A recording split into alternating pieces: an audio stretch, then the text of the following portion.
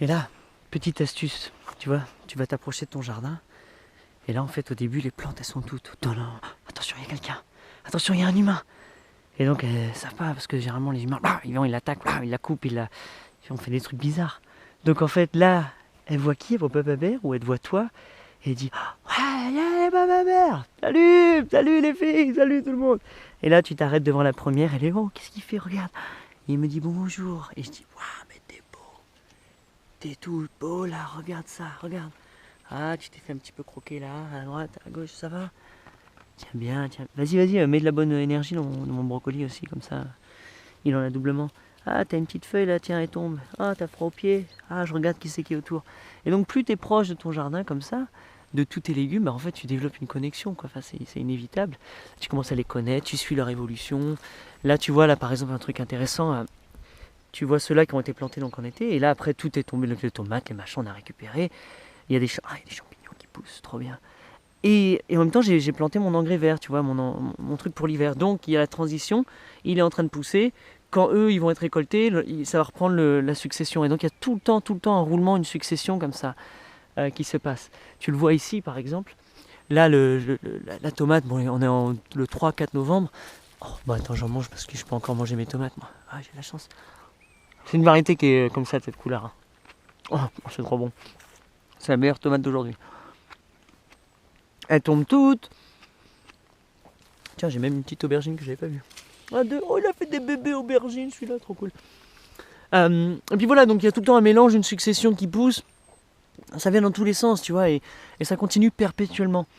Donc non-stop, il n'y a pas un moment en fait où t'enlèves tout, tu attends et ça reprend. Non, en fait, ça va constamment. Et c'est ça un petit peu la permaculture, donc il y a le mot permanence dedans. Donc tu penses qu'en fait, il fait que ça. C'est un déroulement successif.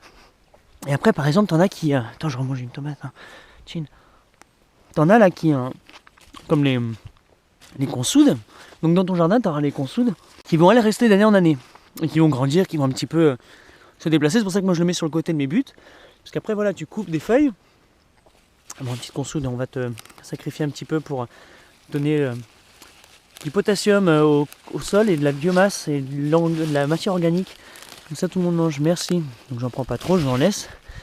Merci. Et après, tu fais 3-4 mètres. Là, tu vois, il y a un trou. Et bah, hop. Tu peux le... Bon, là, j'ai qu'une main. Après, moi, j'aime bien le déchiqueter un petit peu plus. Mais tu vois, ça recouvre un petit peu le sol. Et donc bref, entre-temps, là je vais planter mon engrais vert qui va reprendre.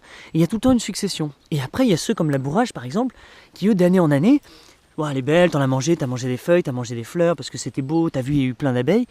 Elle va mourir, mais en fait, il y a plein de graines déjà qui se sont plantées partout. Tu vois, elles sont là, elles sont tombées. Donc d'ici, il y a plein de bourrages qui va prendre, mais en fait, là, il y aura, en fait, tout dans le jardin, de façon bizarre, la bourrage va s'être déplacée parce que je l'aurais prise à un moment, secouer un oiseau, etc. Et donc ton jardin il est vivant, il bouge, il évolue, il se déplace en fait. Tout le temps tu vois les poireaux entre le maïs va tomber, enfin, sort de blabla, mais c'est beau et moi je trouve ça fascinant. Et donc il y a tout le temps de la vie sur la butte ou sur ton jardin, peu importe, il y a tout le temps de la vie, ça pousse parce que la vie justement, ça qui fait la photosynthèse, ça permet aussi de nourrir ce qu'il y a en dessous. Comme ça il y a justement un travail, un échange entre les plantes et la microbiologie du sol. Et donc c'est ça, et donc constamment, qui marche si tu mets tout un paillage dessus pour l'hiver, mais qui est bien plus optimal, bien plus intéressant s'il y a de la vie plantée dessus. Donc voilà, c'est pour ça que j'encourage à chaque fois de planter des engrais verts, des trucs comme ça. Bon allez, sur ce, dans le tête de maïs,